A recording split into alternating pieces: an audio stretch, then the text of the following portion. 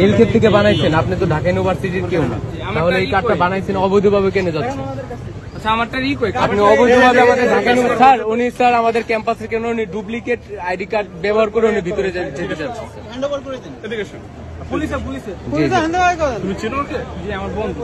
আপনার বন্ধু, ওনাকেও ধরেন, ওনাকেও ধরেন, আপনারও ধরেন, আপনি সাহায্য করছেন।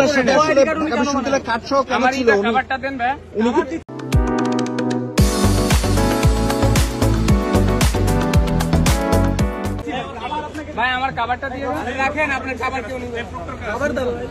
আপনি একটু বলবেন, আপনার সাথে যে যিনি ছিল আসলে ঢাকা বিশ্ববিদ্যালয়ের কার্ডধারী, তিনি তো আসলে ঢাকা বিশ্ববিদ্যালয়ের কেউ না, কিন্তু আপনার সাথে কেন ছিল একটু বলবেন ভাই?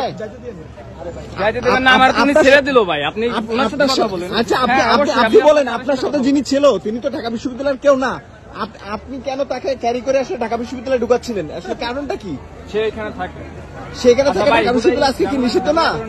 আজকে কি ঢাকা, আপনি কি জানতেন না ঢাকা বিশ্ববিদ্যালয় আজকে নিষিদ্ধ কিনা? হ্যাঁ ভাই, আপনি কি জানতেন না ঢাকা বিশ্ববিদ্যালয় নিষিদ্ধ?